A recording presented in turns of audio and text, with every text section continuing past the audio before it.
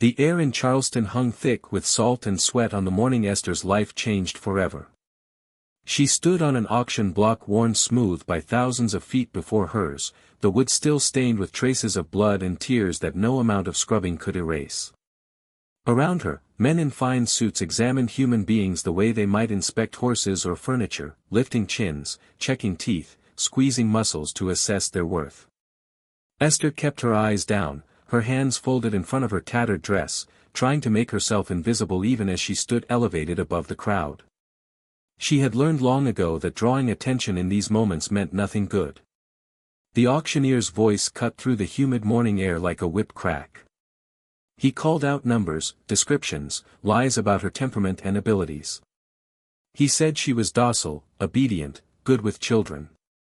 He didn't mention that she had been torn from her own daughter 6 months earlier, sold separately to a plantation 2 states away. He didn't mention the scars on her back from questioning why families had to be destroyed. He didn't mention that every night she sang the songs her mother taught her, the only thing she had left that couldn't be bought or sold. Before we continue with this shocking story, don't forget to subscribe to the channel and comment which city you're listening from. Let's strengthen our community together. Thank you. And now, back to the story. When Harrison Peton raised his hand, the bidding stopped. Nobody challenged a Peton bid, not in Charleston, not in 1857. The Peton family owned half the cotton that flowed through the port, 3 banks, and enough politicians to rewrite laws when they found them inconvenient. Harrison Peton didn't just buy things, he consumed them, dominated them, made them part of his empire. And on that August morning, he purchased Esther for the specific purpose of caring for his 7-year-old son, Thomas, a pale, sickly child who had already gone through 4 nursemaids in 18 months. The Peton fortune was built on cotton and cruelty in equal measure. Harrison's grandfather had arrived in South Carolina in 1790 with nothing but ambition and a willingness to profit from human misery. By 1820, the family controlled over 15,000 acres of prime cotton land stretching across 3 counties. The main plantation, Peton Hall, sat like a white crown atop the richest soil in the region, overlooking fields that rolled toward the horizon in every direction. During harvest season, those fields looked like snow had fallen early, white bowls of cotton stretching as far as the eye could see, each one picked by hands that would never share in the wealth they created. Harrison Peton was worth approximately $3 million in 1857, a sum so staggering that most people in America couldn't comprehend it.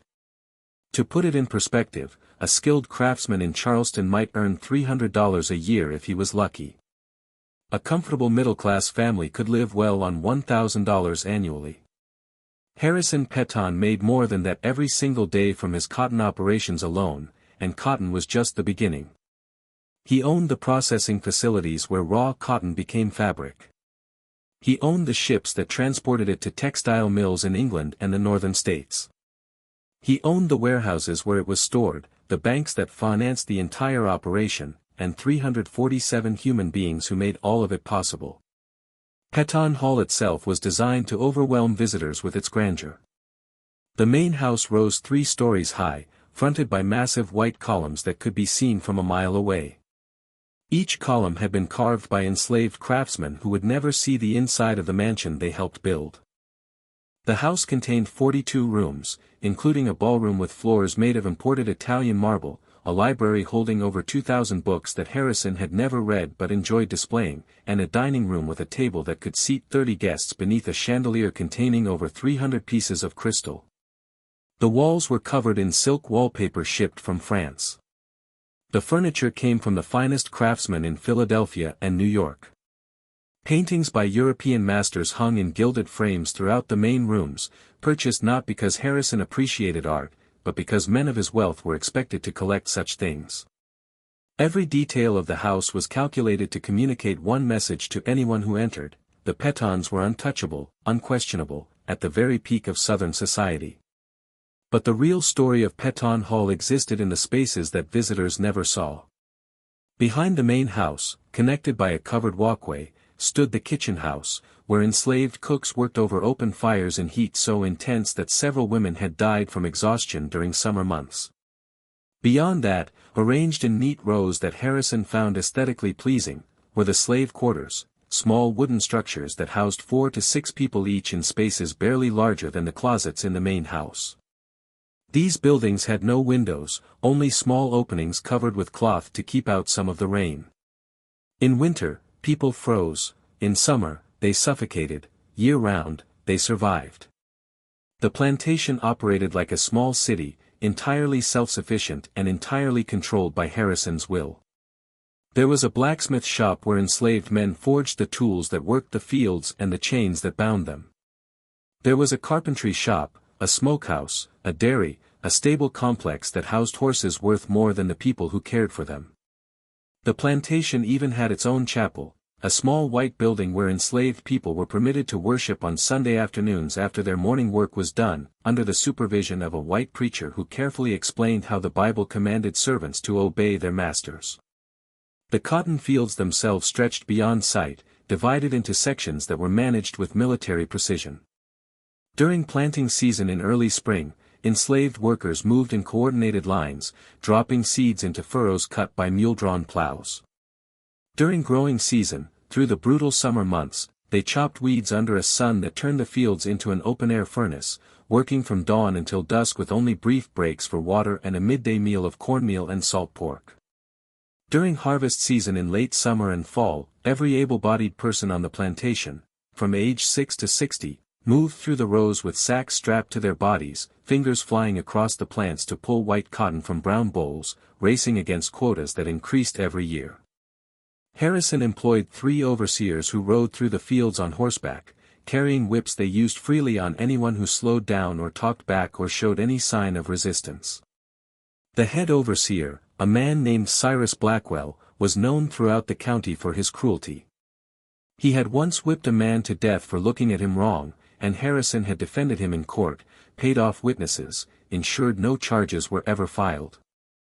Blackwell understood his job perfectly: extract maximum labor from human property while keeping that property alive enough to work another day. It was a calculation without room for mercy. The wealth generated by this system flowed into Charleston, where Harrison maintained a second residence, the mansion where Esther now found herself caring for young Thomas. This city house was Harrison's showplace, the location where he entertained politicians, business partners, and other wealthy planters. Here he could play the role of cultured gentleman, hosting elaborate dinners where French wine flowed freely and conversations touched on philosophy, politics, the latest books from Europe. The cotton fields and slave quarters were 40 miles away, distant enough that his dinner guests never had to see the source of the oysters they were eating or hear the crack of whips that made those oysters affordable. Harrison's daily routine in Charleston reflected his status.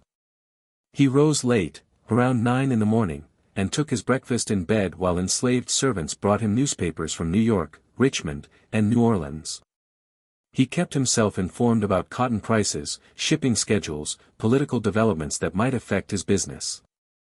By 11, he would dress with the help of his personal valet, a man named Joseph, who had been trained to anticipate every need, to lay out clothes perfectly, to shave his master's face with a straight razor, while never making eye contact or speaking unless asked a direct question. Midday, Harrison would walk to his office on Broad Street, a building he owned outright in the heart of Charleston's commercial district. Here he met with ship captains, cotton factors, bankers, lawyers, all the men who helped turn cotton into currency. He signed contracts worth tens of thousands of dollars with a flourish of his imported pen. He reviewed reports from his plantation managers, noting yields and profits and losses with the detached interest of someone examining numbers in a ledger rather than the lives behind those numbers. If cotton production was down, he sent instructions to increase work hours or reduce food rations. If an enslaved person was reported as chronically ill or too old to work effectively, he made decisions about whether they were worth keeping or should be sold while they still had some value. Evenings were reserved for social obligations. Charleston's elite society operated on a rigid calendar of dinners, balls, theater performances, and private gatherings where deals were made and alliances formed. Harrison and his wife Eleanor attended these events religiously, understanding that wealth required constant display and reinforcement. Eleanor wore gowns that cost more than most families earned in 5 years. Harrison's collection of pocket watches alone was worth enough to purchase 10 human beings. At these gatherings, they discussed art and literature and the inferiority of Northern society with its grubby focus on manufacturing and wage labor, all while enslaved servants circulated through the rooms with trays of champagne and delicacies, invisible until needed, disposable when not. The Peton wealth touched every corner of their existence. Thomas's bedroom, where Esther now spent her days and nights, contained a bed that had been custom-made by craftsmen in Boston at a cost of $800. The mattress was stuffed with the finest goose down. The sheets were Egyptian cotton, which Harrison found amusing since he built his fortune on American cotton but preferred foreign fabric for his family's use. The boy's wardrobe held more clothing than 30 enslaved children would own in their entire lives. His toy box overflowed with tin soldiers, wooden trains, picture books with colored illustrations, a rocking horse carved from mahogany with a real horsehair mane. Yet for all this wealth, for all the money Harrison could throw at any problem, he could not buy his son's health. Thomas had been born premature, arriving 6 weeks early in a difficult labor that nearly killed Eleanor. From his first breath, the boy struggled. He caught every illness that passed through Charleston. Measles nearly took him at age 3, whooping cough at 5 left him so weak he couldn't walk for 2 months. By 7, he had developed what the doctors vaguely termed a consumption of the blood, a wasting disease that left him pale and tired and prone to fevers that spiked without warning. Harrison had spent thousands trying to cure his only son. He brought in specialists from Philadelphia, Boston, even one from London who charged $500 just for the initial consultation. They prescribed medicines that cost more than gold by weight, tonics and elixirs and compounds with exotic names and no real effect. They recommended sea air, mountain air, complete bed rest, moderate exercise, red meat, vegetarian diet, cold baths, hot springs. Every doctor had a different theory and identical results. The boy continued to decline. What Harrison could not understand, what his wealth prevented him from seeing, was that no amount of money could replace what Thomas truly lacked. The boy lived in a beautiful prison, isolated from other children by his health and his status. He had no friends, only servants who feared to play with him too roughly.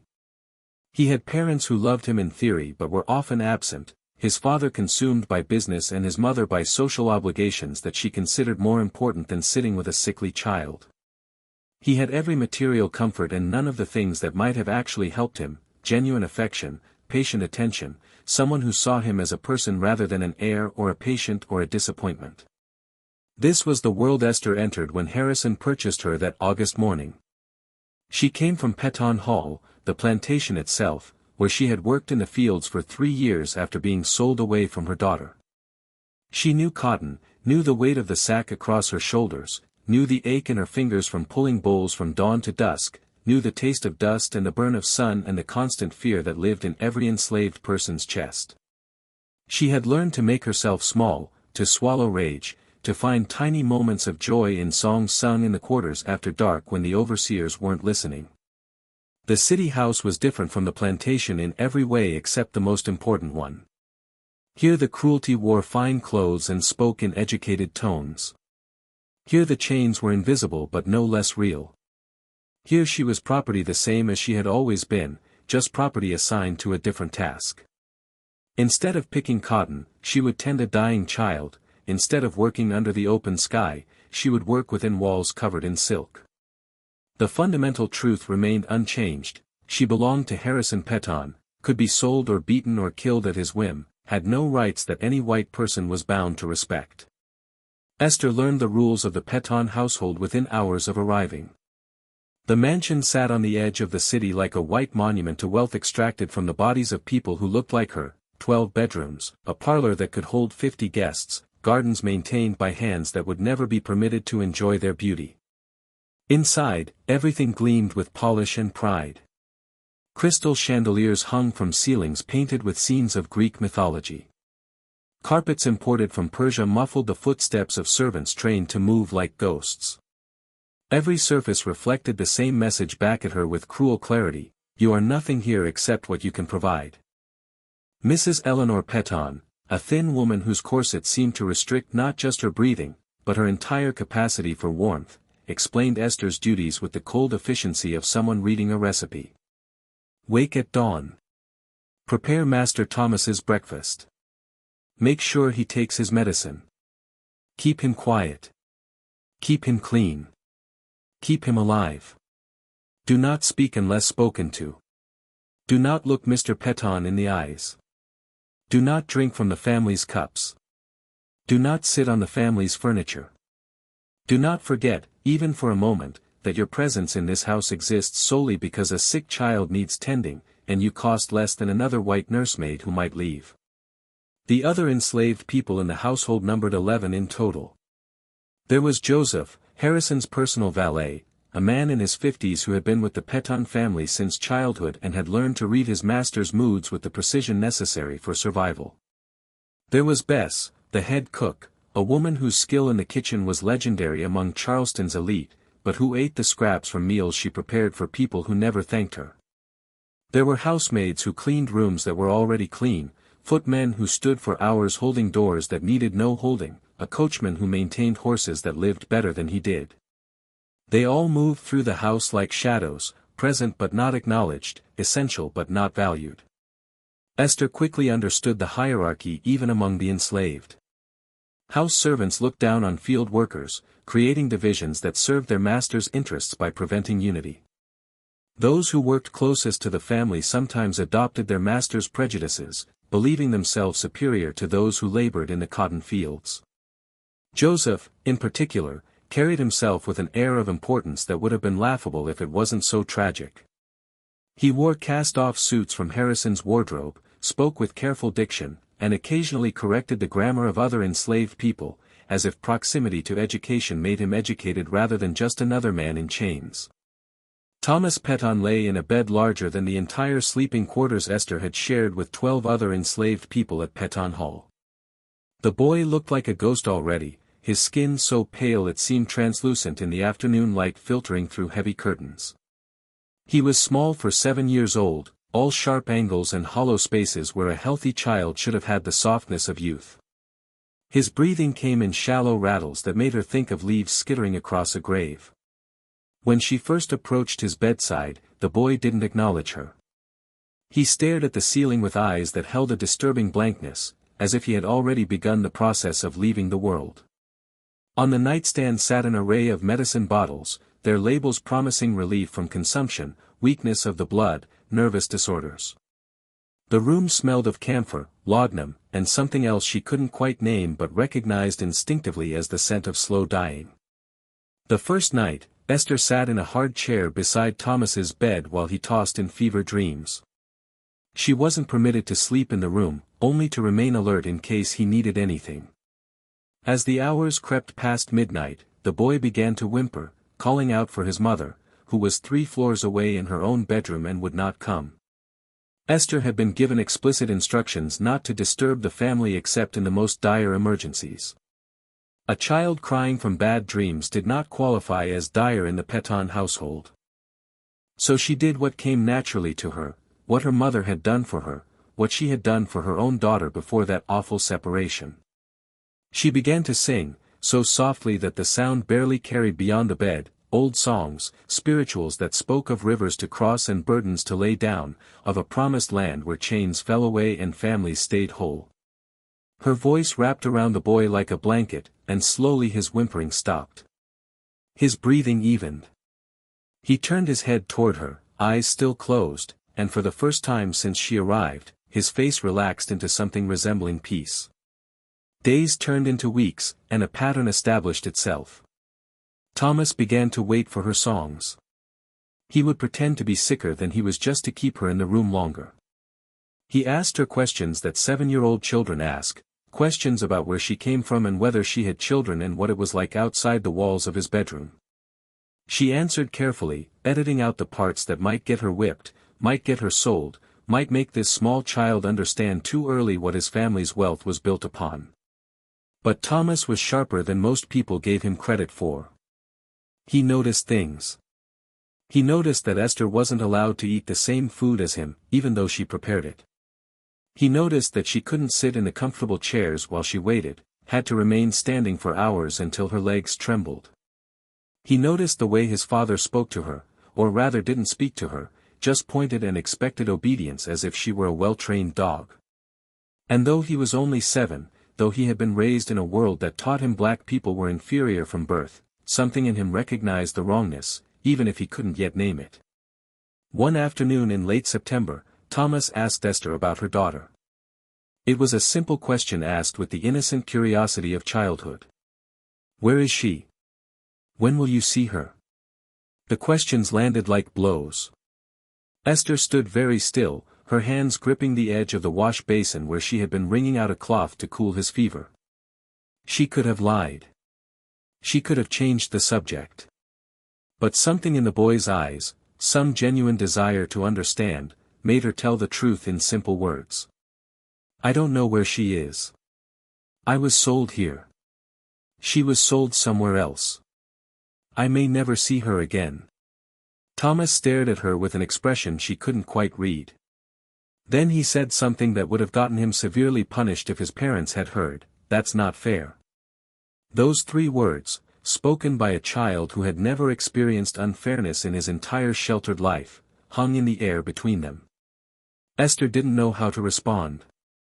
Fair didn't exist in her world, fair was a luxury for people who had choices. She simply nodded once and returned to cooling his forehead, and Thomas didn't ask any more questions that day. But something had shifted. The boy began watching the other enslaved servants more carefully. He noticed how his mother snapped at Bess when dinner wasn't perfectly timed. He noticed how his father dismissed Joseph without a word of thanks after being dressed and shaved. He noticed that the people who served his family worked from before dawn until after dark, that they slept in tiny rooms in the attic, that they were never sick even though they must get sick, never complained even though they must have complaints. October arrived with cooler weather that everyone hoped would help Thomas's condition. Instead, he grew worse. The fever that had been occasional became constant, hovering just below the threshold that would warrant calling a doctor, but high enough to leave him weak and glassy-eyed. He stopped eating, taking only small sips of broth that Esther patiently spooned into his mouth. His skin took on a yellow tinge that frightened even the experienced doctor who visited weekly. The doctor increased the laudanum dosage, added new medicines, spoke in grave tones to Harrison and Eleanor in the hallway outside Thomas's room, while pretending that death wasn't already measuring the boy for his suit. Esther stayed with Thomas through it all. She slept sitting up in the hard chair because lying down felt too much like abandoning her post. She sang until her voice went hoarse. She held his hand through the worst of the fever dreams, anchoring him to the world even as he seemed determined to slip away from it. She prayed, not the sanitized prayers taught in the plantation chapel, but the real prayers her mother had taught her, prayers that called on a God who saw suffering and promised justice, prayers that demanded rather than begged. Harrison and Eleanor were present in the way wealthy people are often present for tragedy, witnessing from a distance, making appearances that fulfilled duty without requiring genuine emotional investment. Eleanor sat by the bed for exactly 30 minutes each morning, reading to Thomas from books he was too fevered to comprehend. Harrison came by each evening to pat his son's head and assure him everything would be fine, words that rang hollow in a room that smelled increasingly of death. Then they would retreat to their separate spheres, she to her social calendar, he to his business concerns, leaving Esther alone with their dying child. On the night of October 20th, Thomas took a turn that everyone recognized as the beginning of the end. His fever spiked to a temperature that left him convulsing, his small body arching off the bed while Esther held him to keep him from injuring himself. His eyes rolled back in his head. Foam appeared at the corners of his mouth. The doctor was summoned urgently, arriving with his black bag full of instruments and medicines that had failed for months and would fail again now. Harrison stood in the doorway of his son's bedroom, looking lost in a way that wealth had never prepared him for. Money could not fix this. Influence could not change this.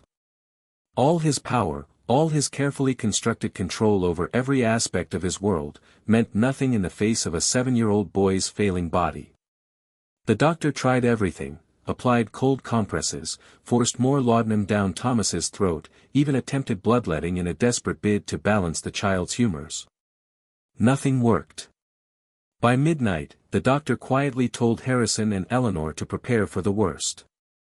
Medical science, he explained with the careful language of someone delivering bad news to wealthy clients, had done all it could do. Eleanor collapsed into tears of the decorative variety, the kind that required comfort and attention from everyone around her. Harrison became stone-faced, retreating into the cold control that had served him in business negotiations and slave auctions, treating his son's death as he might treat a bad cotton harvest, unfortunate, but ultimately just another setback to be managed. He began making arrangements even as Thomas still breathed, sending Joseph to fetch the minister, instructing servants to prepare the morning room, discussing with Eleanor which relatives needed to be notified and how quickly they could arrive. The household moved around Thomas's dying with practiced efficiency. Black cloth appeared to drape mirrors.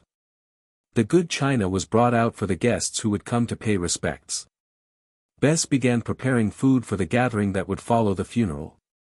Everything happened according to the protocols of wealthy white death in the antebellum South, protocols that had been perfected over generations of families like the Pettons who believed that even grief could be managed with proper planning and sufficient staff. But Esther was not following protocols. She remained at Thomas's bedside while everyone else prepared for the inevitable, holding the boy's burning hand in both of hers. She had watched her own daughter disappear into a wagon headed south, had stood helpless while families were torn apart on auction blocks, had seen strong men broken by whips and women aged decades in single years under the weight of slavery's cruelties. She had learned that fighting back directly led only to more pain, that resistance had to be subtle, hidden, expressed in ways that white people couldn't see or couldn't stop. But in this moment, alone with a dying child who had shown her unexpected kindness, who had looked at her with something approaching recognition of her humanity, she decided to resist in the most dangerous way possible. She decided to call on powers that her masters did not believe in, did not respect, could not control. She decided to pray like her mother had taught her, with the full force of faith that had sustained enslaved people through horrors that should have destroyed them. Esther released Thomas's hand and lowered herself to her knees beside the bed. The hard floor bit into her kneecaps, still sore from years of kneeling in cotton rows. She closed her eyes and began to speak, not in the whisper she usually used, but in a clear voice that carried through the open bedroom door and down the hallway where the Petton family made their arrangements. She called out to the God of Moses who freed the enslaved, to the God of Daniel who closed the mouths of lions, to the God her mother promised was watching even when it seemed like no one cared. She prayed with intensity that bordered on fury, demanding that this child be spared, not because he deserved it more than other children, not because his life was worth more than her lost daughter's life, but because mercy should exist somewhere in this world, even if justice did not. Her voice rose and fell in the rhythms of the spirituals, part song and part supplication. She didn't pray politely, she didn't ask permission. She called on a power that existed outside the structures that men like Harrison Petton had built, outside the laws that said she was property, outside the wealth that supposedly made some lives matter more than others. She prayed like someone with nothing left to lose, which was exactly what she was.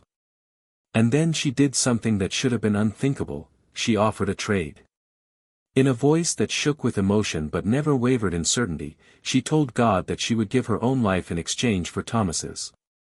She didn't ask the boy's parents, she didn't seek permission. She simply made the offer, putting her existence on the table as currency in a transaction with the divine. If this child lives, she prayed, take me instead. Let him have the years I would have had. Let him grow up and maybe, just maybe, let him remember that a woman who had every reason to hate him chose to love him instead. The household heard her. Eleanor heard those words from the morning room and gasped at the audacity. Joseph heard from the hallway and felt a mixture of admiration and terror.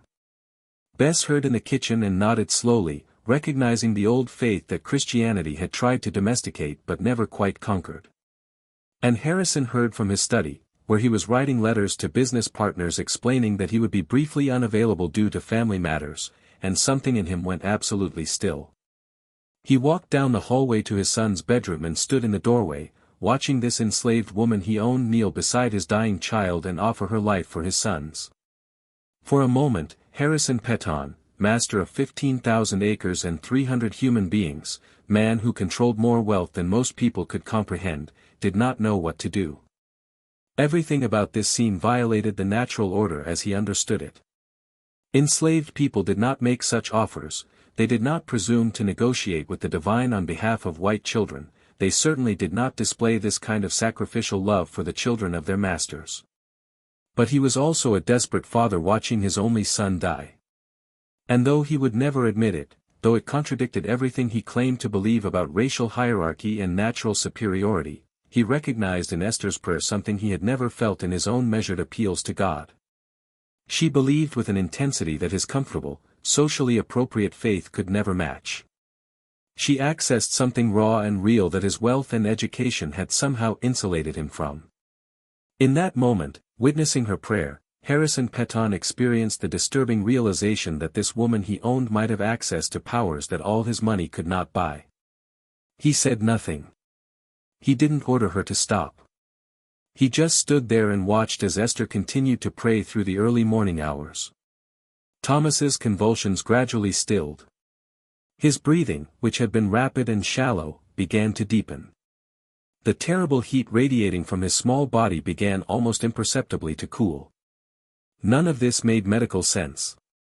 The doctor had been clear that the boy was beyond saving. Yet, as dawn light began creeping through the bedroom windows, Thomas opened his eyes with a clarity they hadn't held in weeks and spoke his first word in 2 days, Esther, just her name. And then he closed his eyes again and fell into what looked like actual sleep rather than the unconscious state he had been trapped in. The doctor returned at dawn as requested and examined Thomas with visible confusion. The fever had broken. The boy's color was improving. His pulse, which had been thready and erratic, now beat with something approaching normal rhythm. The doctor checked and rechecked his instruments, convinced they must be giving false readings. He questioned his earlier diagnosis. He suggested that perhaps the crisis had simply passed naturally, that sometimes children rallied in ways that medical science could not predict. He took credit for the overnight improvement, citing the bloodletting and medicines he had administered, carefully not mentioning that he had declared the case hopeless just hours earlier. But everyone in the household knew the truth, even if no one could speak it aloud. They had heard Esther's prayer. They had witnessed the timing of Thomas's recovery. And though they would spend years finding rational explanations, though they would credit doctors and medicines and natural resilience, they could not entirely shake the memory of that night when an enslaved woman knelt beside a dying white child and demanded a miracle. Thomas continued to improve throughout the following days with a speed that astonished everyone. Within a week, he was sitting up in bed, eating solid food, asking for his toy soldiers. Within 2 weeks, he was walking around his room, still weak, but clearly recovering. By the end of October, the doctor declared him out of danger, a pronouncement delivered with professional confidence that barely masked his own bewilderment at the turnaround. The household returned to its normal rhythms, or tried to, but something fundamental had shifted in ways that everyone felt but nobody acknowledged. Thomas refused to let Esther leave his room for more than short periods. He held her hand constantly, called her name if she stepped into the hallway, woke from sleep calling for her rather than his mother. Eleanor found this attachment disturbing, inappropriate, a violation of the proper distance that should exist between white children and enslaved caregivers. She spoke to Harrison about replacing Esther, sending her back to the plantation, hiring a white nursemaid now that Thomas was recovering. But Harrison surprised himself by refusing. He told Eleanor that the boy needed continuity during his recovery, that changing caregivers might cause a relapse, that Esther had proven herself capable. These were rational explanations for a decision driven by something he couldn't quite name, a debt he didn't know how to acknowledge to a woman he was supposed to own completely. So Esther stayed, and Thomas continued to recover, and the household pretended that nothing extraordinary had happened. Thomas himself changed in ways that worried his parents. He began asking questions that 7-year-olds in his position were not supposed to ask. Why couldn't Esther eat at the table with the family? Why did she have to sleep in the attic? Why couldn't she see her daughter? His parents responded with the standard explanations, variations on themes of natural order and God's plan and the way things have always been. But Thomas had looked into Esther's eyes during his recovery. He had heard her pray for his life. He had felt the genuineness of her care in a world where most people around him performed emotions rather than felt them. The standard explanations no longer satisfied him. November arrived with the cold that Charleston called winter, temperatures that would have seemed mild anywhere else, but felt brutal to people accustomed to subtropical warmth. Thomas was well enough now to leave his bedroom, to take short walks in the garden with Esther beside him. These walks became opportunities for conversations that grew increasingly dangerous. Thomas asked about slavery itself, bluntly, without the euphemisms his parents preferred. He asked why some people owned other people. He asked if Esther wanted to be free. He asked if she hated his family for keeping her enslaved. Esther answered these questions as carefully as she could, aware that every word was a potential trap. If she spoke too freely, someone might overhear and report her insolence. If she lied too thoroughly, she would lose the small trust this child had placed in her. She tried to find middle ground, explaining without preaching, sharing her truth without demanding he accept it, planting seeds that might someday grow into understanding. She told him that all people wanted to be free. She told him that being owned felt like a weight that never lifted.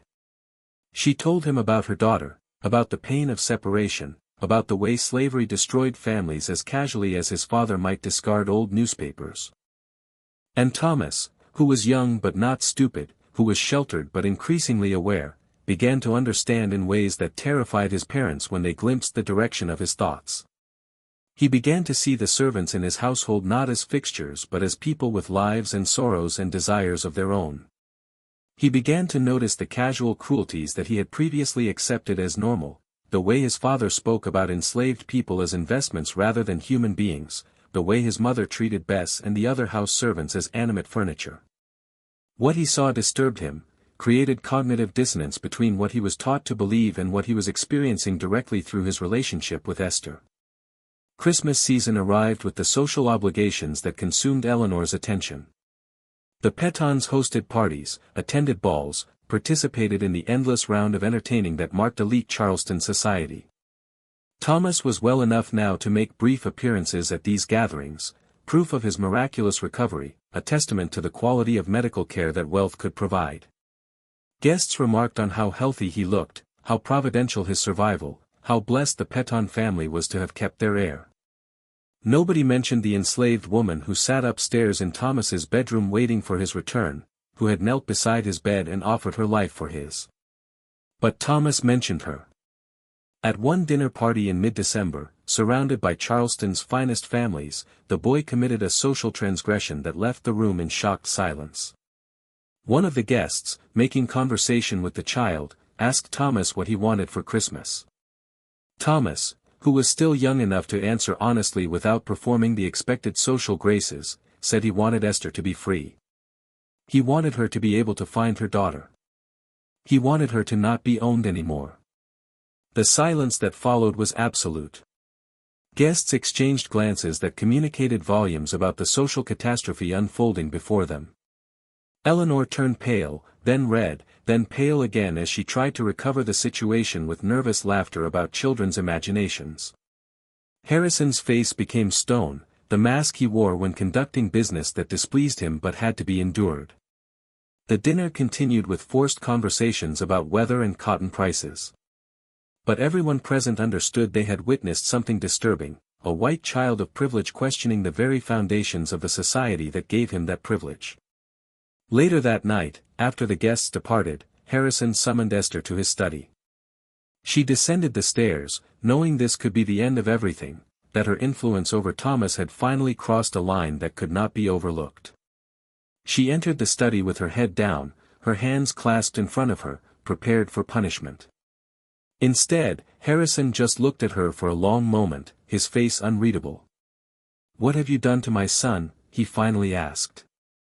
It was not quite an accusation, more a genuine question from a man confronting something he could not control. Esther could have denied everything, could have blamed the child's fever-addled mind, could have performed the subservience expected of her. Instead, she made a choice that was either courageous or suicidal, depending on perspective. She met Harrison Peton's eyes directly, violating one of the fundamental rules of the household, and told him the truth. "I loved him," she said simply. "When he was dying and everyone had given up, I loved him enough to pray for his life. I still love him. That's all I've done." The words hung in the air of the study, surrounded by books Harrison had bought but never read, illuminated by lamps burning oil extracted by enslaved labor. Those words should have been impossible. Enslaved people were not supposed to claim love for white children, were not supposed to suggest that their emotions mattered, were not supposed to look their owners in the eyes and speak truth without permission. Harrison could have had her whipped for such audacity. Could have sold her to the worst plantation in the Deep South as punishment. Could have made an example of her that would remind every enslaved person in his household what happened when you forgot your place. Instead, he did something that surprised them both. He turned away, walked to the window overlooking his gardens, and spoke without looking at her. "You saved my son's life." The admission came out flat, almost resentful, as if acknowledging this debt diminished him somehow. Then he turned back to face her with an expression she had never seen on his face before, something that might have been uncertainty. "What do you want?" Not, "What do you want for Christmas?" Not some patronizing gesture toward a lesser being, but a genuine question about what this woman wanted from life. Esther could have asked for her freedom then, could have demanded manumission papers, transportation north, money to search for her daughter. But she understood Harrison Peton better than he understood himself. She knew that asking for her freedom directly would make him defensive, would remind him of the natural order he believed in, would turn gratitude into resentment. So instead, she made a request that was somehow both smaller and larger than freedom. "Let me teach him," she said. "Let me teach Thomas that no person should own another. Let me teach him that all human beings deserve dignity and freedom. Let him grow up knowing that what happened to me, what happens every day on your plantations, is wrong. Let him be the last child in this family who grows up believing slavery is natural or right or ordained by God. Make him the one who ends this, who breaks this cycle, who refuses to become what you are." The audacity of this request should have been unthinkable. An enslaved woman demanding the right to educate a white child in principles that contradicted everything his family stood for, everything his wealth was built upon, everything his society believed. Harrison should have ended the conversation right there, should have reminded this woman of her place, should have punished her presumption. Instead, he found himself considering her words with a seriousness that disturbed him. Because Harrison Peton, like most men who build empires on cruelty, had never examined the foundations of that empire too closely. He had inherited slavery from his father, who inherited it from his father, an unbroken chain of exploitation stretching back generations. He had grown up believing without questioning that some people were meant to rule and others to serve, that God ordained racial hierarchy, that civilization required the subjugation of inferior races. These beliefs were so fundamental to his worldview that questioning them felt like questioning gravity or the movement of the sun. But his son had nearly died. The doctors with all their education and expensive medicines had given up. And this enslaved woman, with nothing but faith and love, had knelt beside his boy and demanded a miracle. Harrison had witnessed it, could not deny it, could not explain it away with comfortable rationalizations. Whatever else Esther might be, whatever else the ideology of slavery insisted she must be, she had done something that none of his expensive doctors, none of his wealthy friends, none of his respectable society could do. She had saved Thomas when everyone else had written him off as dead. "I need to think about your request," Harrison finally said, words that were themselves extraordinary. Masters did not negotiate with enslaved people, did not consider their requests, did not admit to needing time to think about anything an enslaved person said. But here he was, treating this conversation almost like he might treat a business negotiation with an equal, and the strangeness of it was not lost on either of them. Esther was dismissed, but not punished. She returned to Thomas's room, where the boy waited for her, young enough to still be excited about the small Christmas tree that had been placed in the corner, old enough now to sense that something important had changed in his household. He asked Esther where she had been, and she told him simply that she had been talking to his father. About what? Thomas wanted to know. About you, she answered, which was true as far as it went, about making sure you grow up to be a good man.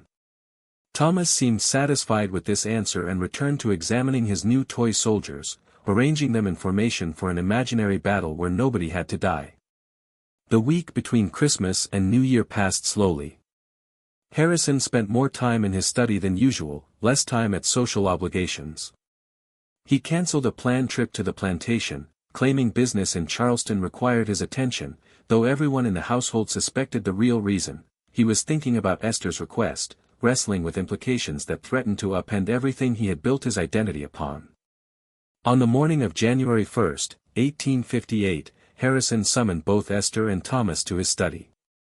Eleanor was conspicuously absent, whether by her choice or his was unclear. Father and son sat in the leather chairs that cost more than most people's houses, while Esther stood as required, waiting to learn her fate. Thomas held her hand openly, 7 years old and still innocent enough to show affection across the color line without understanding why others found it disturbing. Harrison spoke carefully, choosing words with the precision he usually reserved for contracts and legal documents. He acknowledged that Esther had saved Thomas's life, though he framed it diplomatically, crediting her dedicated nursing rather than her prayers, her unwavering attention rather than her love. He acknowledged that his son had become attached to her in ways that were unusual but, given the circumstances, perhaps understandable. And then he made an offer that represented not quite compromise, but something like recognition of a debt that could not be fully repaid. Esther would remain in Charleston as Thomas's caregiver indefinitely, not just until he recovered, but permanently. She would be given her own small room on the second floor rather than the attic quarters where other servants slept, a private space that was extraordinary for an enslaved person in a household like this. She would be permitted to eat better food, wear better clothing, have privileges that other enslaved people did not enjoy.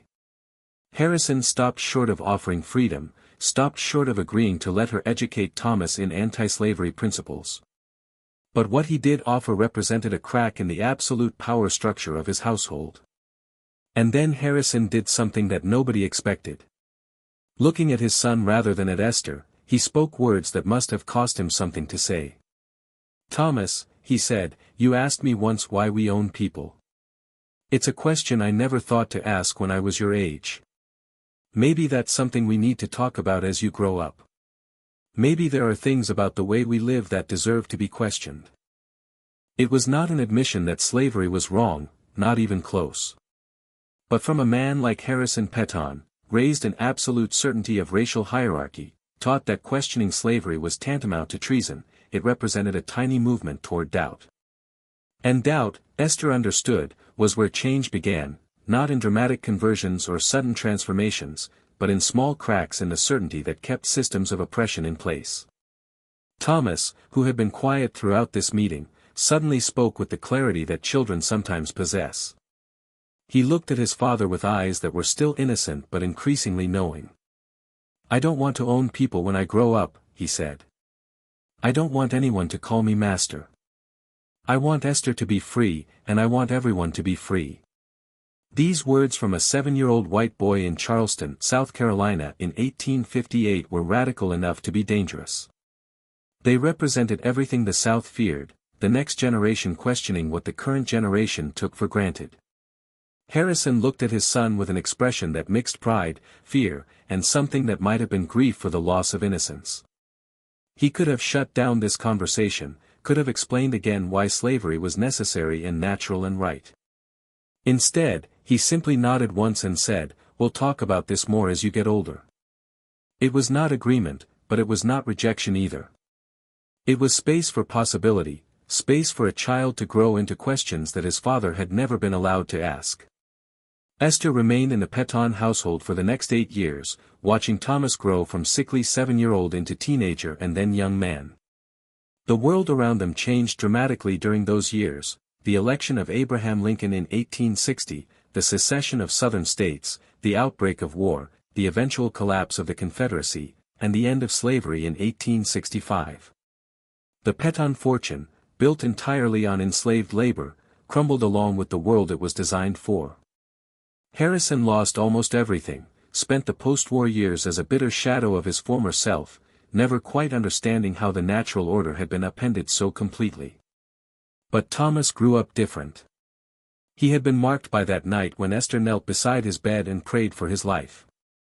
He had been changed by years of conversations about freedom and dignity and the shared humanity that his society denied.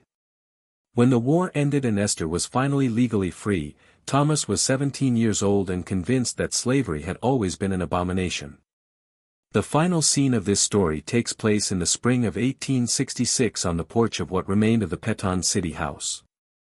Much of the wealth was gone, sold off to pay debts and survive the economic catastrophe that accompanied Confederate defeat. Harrison had died the previous winter, his heart giving out under the stress of seeing his world destroyed. Eleanor had retreated to live with relatives in Virginia, unable to face reduced circumstances in the city where she had once been society royalty. Thomas, now 18, sat on that porch with Esther, the two of them watching the street where free black people walked as citizens rather than property. He had papers in his hand, documents he had spent months preparing with a lawyer. When Esther was finally free, she had chosen to stay in Charleston, searching for news of her daughter, who she had not seen in 9 years. Thomas had helped her in that search, using what remained of his family's connections, writing letters, following every lead no matter how faint. The papers he held represented the culmination of everything Esther had asked for in that long-ago conversation with Harrison. They were Thomas's written commitment, legally notarized, that he would devote the remainder of his life to fighting for racial equality, to educating others about the humanity of all people, to ensuring that no child in the next generation would grow up accepting slavery or any system that treated human beings as property. He was signing away any claim to the beliefs that had defined his family for generations, choosing instead the truth that an enslaved woman had taught him when he was 7 years old and dying, and she loved him enough to save him. Esther read the papers slowly, her reading skills still limited but improving, helped by Thomas, who had defied every convention of his society to teach her letters during those years when she remained enslaved but increasingly valued. When she finished reading, she looked at this young man who she had raised more than his parents ever did, and she smiled with an expression that held both sorrow and hope. "This is what I prayed for that night," she said quietly. "Not just for your body to heal, but for your soul to be whole. For you to grow up knowing that the way we lived, the way your family built its wealth, was wrong. For you to be the break in the chain, the one who refused to continue the pattern." She paused, then added words that carried the weight of everything she had endured. "You asked me once what I wanted. This is what I wanted. Not my own freedom, though I thank God for it now that it's come, but for you to be free from the lies that keep people in bondage. For you to know the truth that makes everyone free." They sat together on that porch as the southern spring evening settled around them, a former enslaved woman and the young white man she had raised. Both of them survivors of a world that had tried to make them less than human in different ways. Esther never did find her daughter, despite Thomas's help and years of searching. That loss remained a wound that never fully healed. But she found purpose in the work she and Thomas did together in the years that followed, establishing schools for newly freed black children, working with northern missionaries, telling their story to anyone who would listen. Thomas Peton lived into the 20th century, dying in 1932 at the age of 81. He never married, never had children of his own, devoted his entire life to the work Esther had charged him with during that conversation when he was 7 years old. He spent his inheritance, what little remained of it, on education and advocacy. He wrote extensively about his childhood, about the woman who saved his life and his soul, about the debt that could never be fully repaid but must always be acknowledged. Esther died in 1891, surrounded by people from the community she had helped build, mourned by the children she had helped educate, remembered by the young man she had loved enough to pray for when everyone else had given up on him. Her funeral was attended by hundreds of people, black and white, all of them touched in some way by her life and witness. Thomas spoke at her service, reading from the papers he had signed all those years ago, explaining to everyone present that everything good he had ever done stemmed from what this woman taught him about human dignity and sacrificial love. The story of Esther and Thomas spread through the years in various forms. Some versions emphasized the miracle of healing, turning it into a tale of faith rewarded. Others focused on the unusual bond between enslaved caregiver and white child, sometimes sanitizing it into a comfortable narrative of kindness transcending barriers. But the truest version, the one that Esther herself always insisted upon when she told the story, emphasized not the miraculous healing, but the dangerous request she made afterward. She had offered her life for Thomas's, yes, but more importantly, she had demanded that his saved life be lived in service of truth and justice. She had insisted that his second chance at life become a testimony against the system that had kept her in bondage. The legacy of that night in October 1857 rippled forward in ways both large and small. Thomas's work educating freed black children touched thousands of lives. Some of those children went on to become teachers themselves, carrying forward Esther's vision of education as liberation. Some became activists in the long struggle for civil rights that continued for generations after slavery's end. All of them learned the story of the woman who had prayed for a dying white child and then demanded that the child grow up to be better than his father, to break the cycle, to refuse the comfortable lies that allowed good people to participate in evil systems. And somewhere in that story lies a truth that makes people uncomfortable even now. More than a century and a half later, Esther should not have had to love Thomas to save him. She should not have had to pray for the child of her oppressor. She should not have had to earn her humanity by demonstrating superhuman compassion. The fact that she did all these things does not justify the system that required such sacrifices from her. It does not excuse Harrison Peton's participation in slavery. It does not make the Peton family's wealth somehow legitimate. It does not mean that enslaved people who could not summon such love were somehow less worthy of freedom. What Esther's story reveals is not that love conquers all or that kindness transcends barriers or any of the comfortable narratives that white people often prefer when confronting the history of slavery. Instead, it reveals the impossible moral positions that slavery created, the way it corrupted every relationship it touched, the way it forced people like Esther to make choices that should never have been necessary. Her love for Thomas was real, but it existed within a context of violence and oppression that no amount of individual kindness could erase. Her prayer saved the boy, but it could not save the millions of other enslaved people who suffered and died with no one to pray for them, no miraculous interventions, no chance at the kind of redemption that Thomas eventually found. The real miracle of the story is not that Thomas recovered from his illness. The real miracle is that Esther, despite every reason to become hard and bitter and closed, remained capable of love. That she could look at a white child, the son of her owner, and see not just a representative of her oppression but a human being worth saving. That she could imagine a future different from the past, could plant seeds of change in the most unlikely soil, could believe that one person's transformation might eventually contribute to larger transformation. That capacity to hope and work for change, even from a position of profound powerlessness, that is the true miracle of her life. The story ends, but its questions remain. How many other Esthers existed whose stories were never recorded, whose sacrifices left no trace, whose love and courage and wisdom disappeared into the unmarked graves of history? How many white children grew up to reject their parents' racism because of the humanity shown to them by enslaved people who had every reason to hate them? How many small moments of connection across the brutal divide of slavery planted seeds that took generations to grow? We will never know the full answer to these questions because the historical record is incomplete, weighted toward the voices and experiences of white people, while the inner lives and choices of enslaved people remain largely hidden.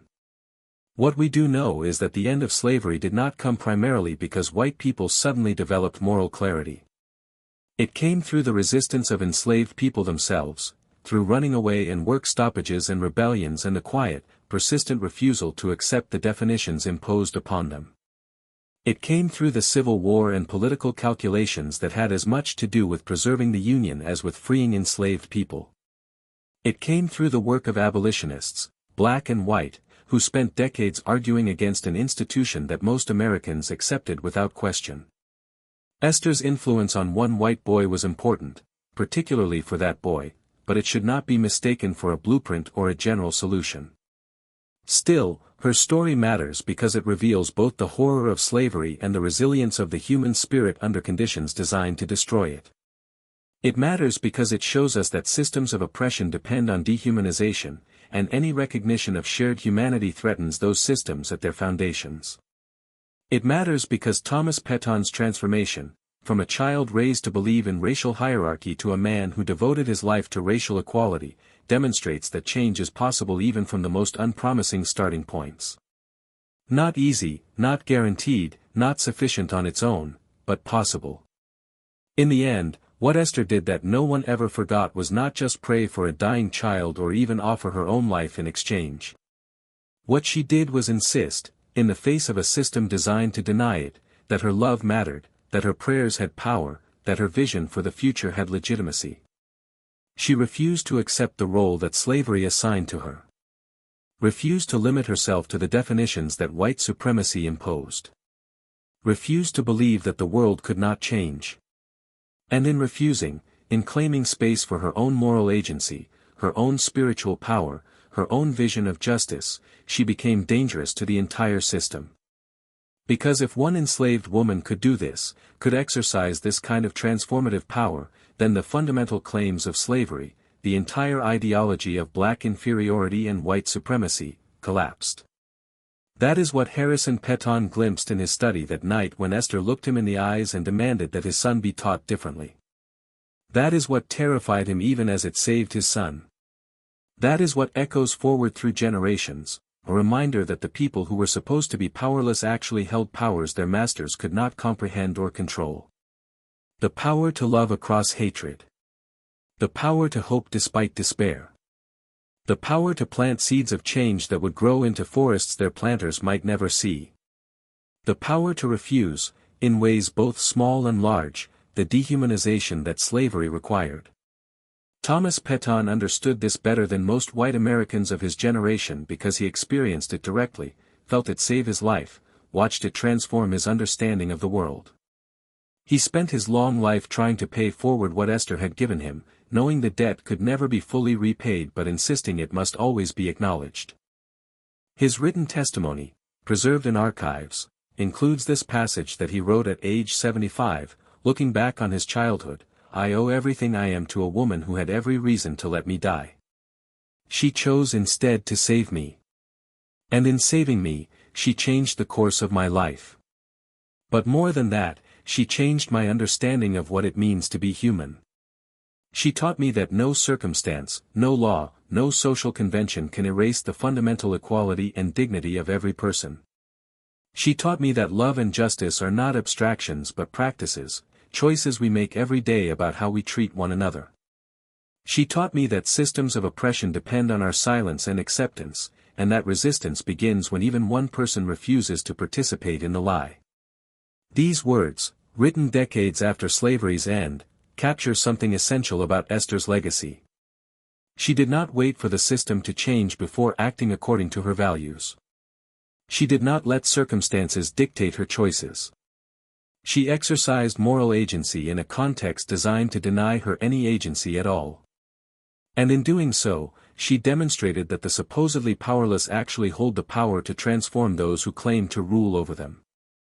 The story of Esther and Thomas reminds us that history is not made only by presidents and generals and wealthy men whose names fill textbooks. It is made also by people like Esther, enslaved women whose names are mostly forgotten but whose choices rippled forward in ways that shaped the world we inherited. Every time someone who has been oppressed responds to their oppressor with humanity rather than hatred, every time someone who has been denied education insists on teaching anyway, every time someone who has been told they don't matter proves by their very existence that they matter profoundly, they are doing the work that Esther did. They are insisting on a different future, planting seeds in soil that may not be ready to receive them but which might eventually bring forth fruit. This is not to romanticize oppression or suggest that oppressed people have some obligation to redeem their oppressors. Esther's choice to pray for Thomas was her choice, shaped by her faith and her particular circumstances. Other enslaved people made different choices, equally valid, equally necessary. Some resisted openly and died for it. Some nursed their anger and passed it down to their children as fuel for future struggles. Some simply survived, which in itself was an act of resistance in a system designed to destroy them. None of these choices were wrong, all of them were responses to an impossible situation that should never have existed. What the story does suggest is that even in the darkest circumstances, even within systems of comprehensive oppression, individuals retain the capacity to make moral choices that matter. Slavery could not completely eliminate human agency, though it tried. White supremacy could not fully suppress the humanity it denied, though it continues to try.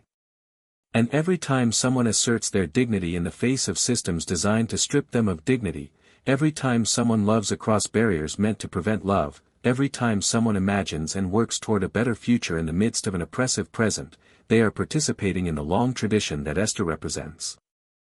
That tradition continues today because the work Esther began is not finished. The legal institution of slavery ended in 1865, but its legacy persists in systems and structures that continue to devalue black lives and limit black freedom. The story of Esther and Thomas cannot be understood as a concluded chapter of history, but rather as an ongoing challenge, a question posed to every generation: what will you do with the life you've been given? Will you accept the world as it is or work to make it what it should be? Will you recognize the humanity in all people or accept the comfortable lies that allow inequality to persist? Will you be Harrison Peton, defending unjust systems because they benefit you? Or will you be Thomas, willing to sacrifice privilege for the sake of justice? These questions are not abstract. They demand concrete choices about how we live, what we value, who we listen to, whose stories we believe. They require us to examine the sources of our comfort and ask uncomfortable questions about what our wealth and security might be built upon. They challenge us to look honestly at history, not as a collection of inspiring stories safely in the past, but as a living legacy that shapes our present and demands our response. Esther's story properly understood is not comfortable. It does not offer easy resolution or feel-good conclusions. It does not suggest that individual acts of kindness can substitute for systemic change. It does not imply that oppressed people should patiently wait for their oppressors to develop moral clarity. Instead, it reveals the impossible moral terrain of slavery, the way it corrupted every relationship, the extraordinary costs it extracted from those who resisted it, and the way that even genuine transformation on the part of individuals like Thomas could not undo the damage of generations. But within that uncomfortable truth lies something important, the recognition that change, while difficult and incomplete and insufficient on its own, is still possible. That people can learn to see differently, can unlearn the lies they were taught, can choose justice over inherited privilege, not easily, not painlessly, and not in ways that absolve them of responsibility for the systems they benefit from, but possible nonetheless. And that possibility, fragile as it is what makes the work of pursuing justice worthwhile despite all the obstacles. This is what Esther knew when she knelt beside Thomas's bed in October 1857. She knew that healing one child could not heal the institution of slavery. She knew that changing one man's heart could not change the structures that kept millions in bondage. But she also knew that every act of resistance matters. Every assertion of humanity makes a difference. Every seed planted has the potential to grow. She could not free herself, could not protect her own daughter, could not change the fundamental circumstances of her life, but she could choose how she responded to those circumstances. She could choose to love instead of hate, to hope instead of despair, to act instead of accept. And that choice, multiplied across millions of enslaved people who made similar choices in ways large and small, helped eventually to bring down the institution that claimed to own them. Slavery ended not because masters had a moral awakening, but because enslaved people never accepted the claim that they could be owned, never stopped resisting in whatever ways available to them, never surrendered the humanity that slavery tried to strip from them. Esther's prayer for Thomas was one small part of that much larger story of resistance, one moment when the supposedly powerless demonstrated power, one instance when love proved stronger than the systems designed to prevent it.